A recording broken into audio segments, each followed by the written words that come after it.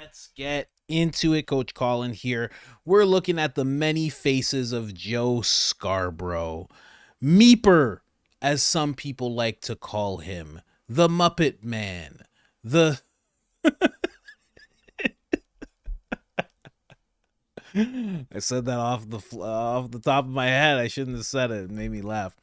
But the many faces of Joe Scarborough. He has flip-flopped so much for Biden, against Biden, this, that.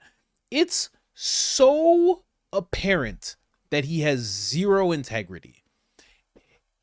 Again, we're supposed to believe that these people are journalists, that they're doing research, hard-nosed journalism.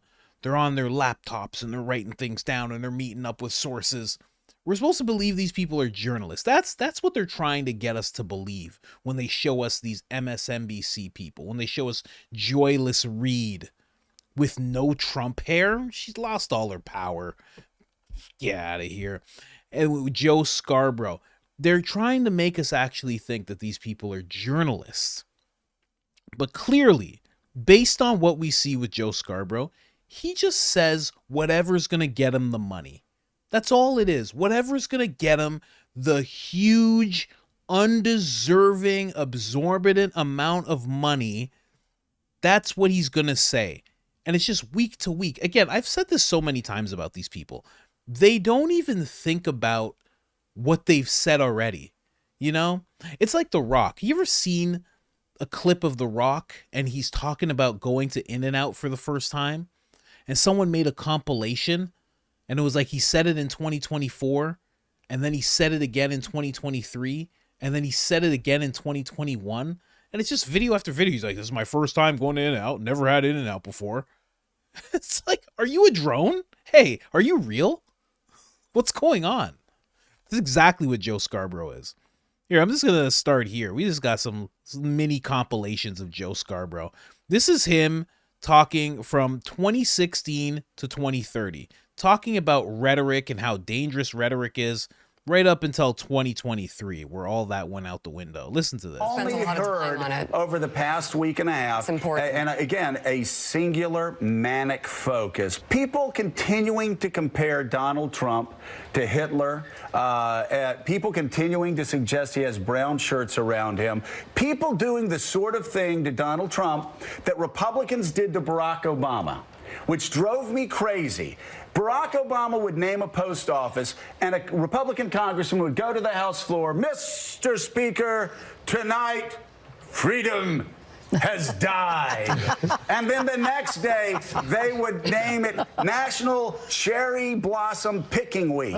And somebody go, Mr. Speaker, the President of the United States has once again shown he has no respect for the Constitution and has torn it to shreds. Freedom has died.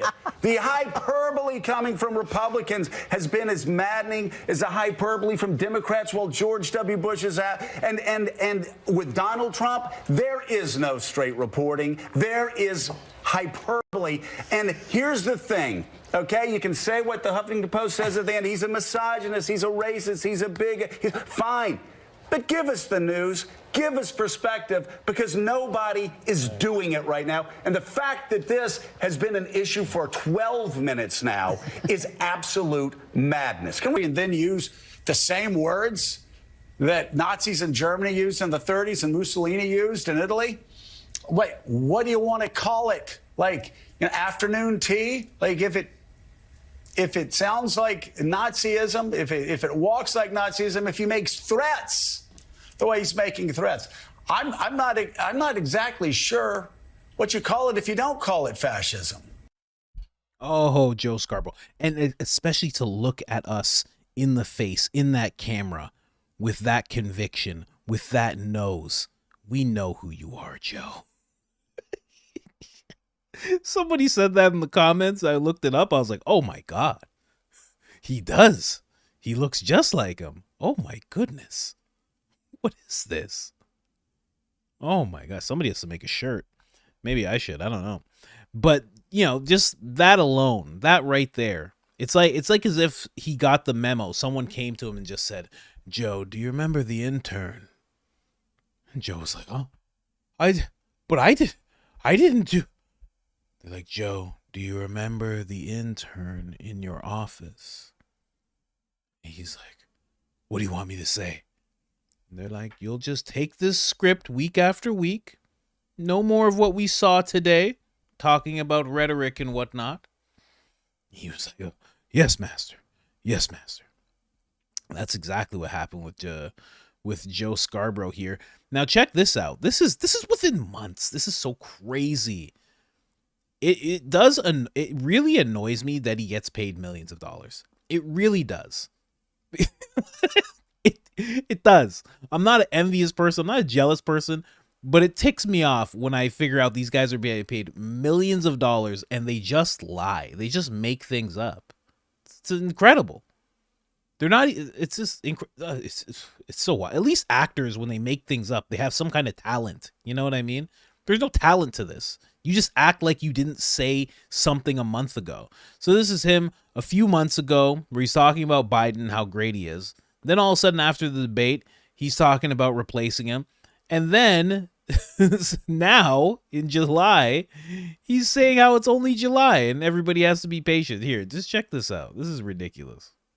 But I undersold him when I said he was cogent. He's far beyond cogent. In fact, I think he's better than he's ever been. This is a battle for the future of American democracy. And now is a good time. In June, thank God, in June, and not October, in June, this is the last chance for Democrats to decide whether this man we've known and loved for a very long time is up to the task. As for the rest of us, and that's Democrats, that's independents, that's Republicans of good faith. Let's be smart. Let's take a deep breath, and let's understand it's only July the 5th. Such an historic decision should not be made in haste. But I undersold him when I said he was cogent. He's far beyond cogent.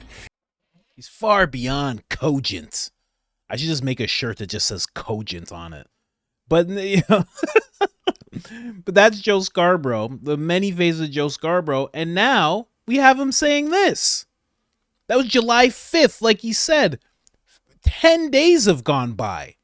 15, 2 weeks gone by? Listen to this. What people close to Joe Biden have said all along is he's a man of great pride. He can be stubborn and tough.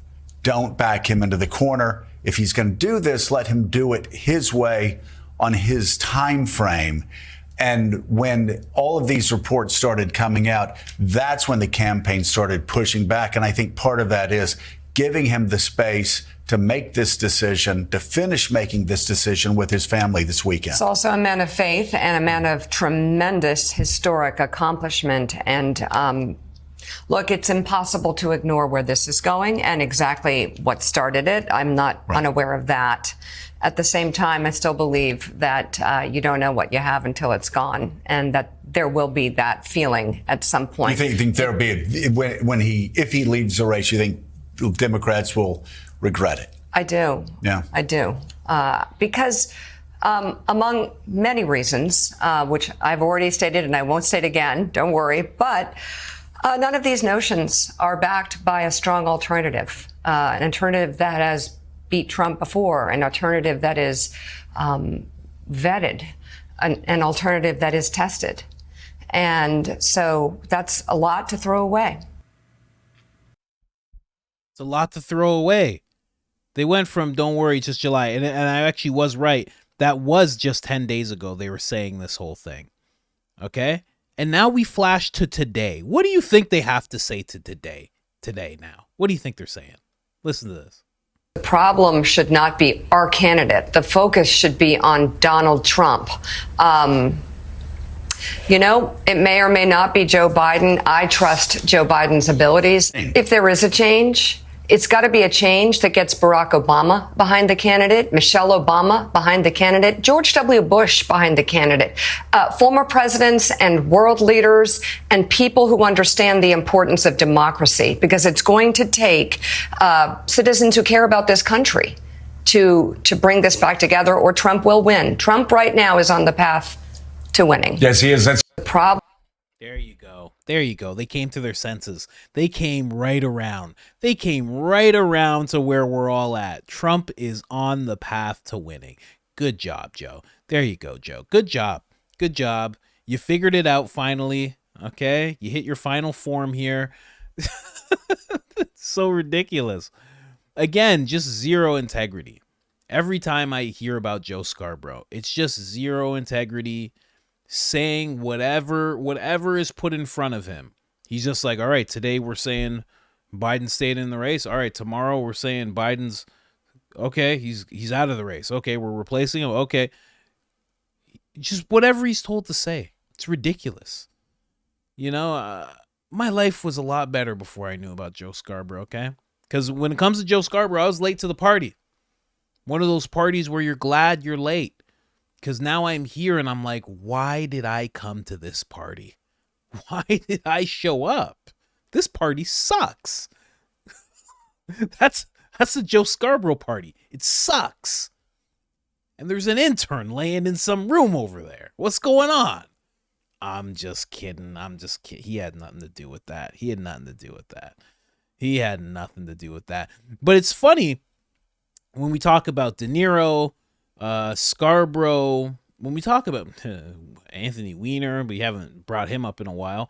But when we talk about all these people, you know, and we've been introduced to the world of blackmail, you know, whether it's Diddy or it's Epstein, you know, it's funny how all of these guys seem to have these weird things that could be held over their head if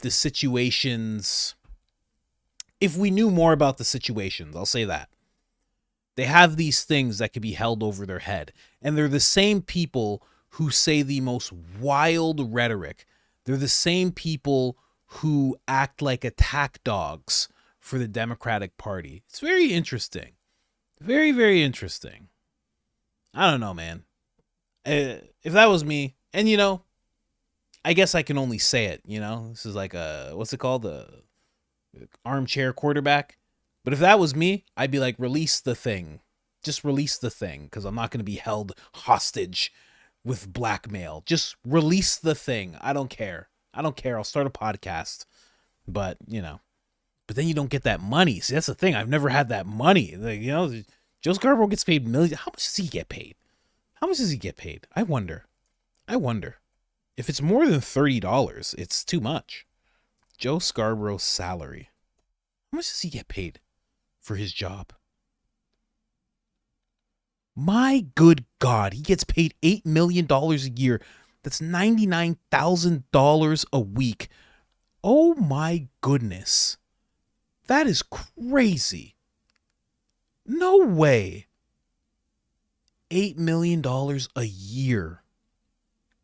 That is, oh.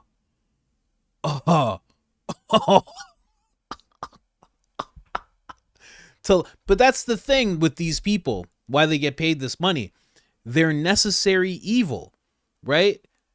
The press is not a reflection of the world. They mold the real. They're not a reflection of reality. They mold reality. So I guess you would pay that much. If you were a massive company that was backed by other massive companies that are just owned by BlackRock, I guess you would pay massive amounts of money to these people because they mold the reality of everybody that they talk to.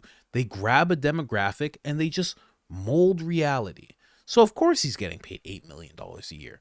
Because right away, you're like, well, that's too much. That's too much based on him and what he does because he's not good at it. But the thing about it is, are you willing to lie? Are you willing to say whatever? Are you willing to be that person who just makes things up, who demonizes people, who calls good people Hitler? Are you willing to mold people's reality and incite rage in them about certain people?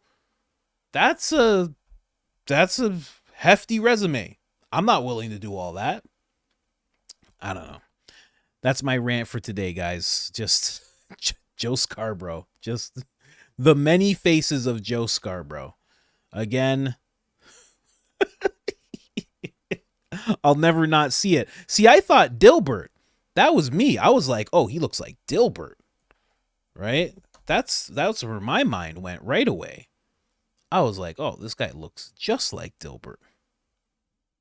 Doesn't he? Right? I'm not crazy. Look at that. That's Dilbert right there. I guess he looks like both of them. It's very weird. Anyways, guys, like, subscribe, turn on the notifications. Helps the channel tremendously. Other than that, I'm out.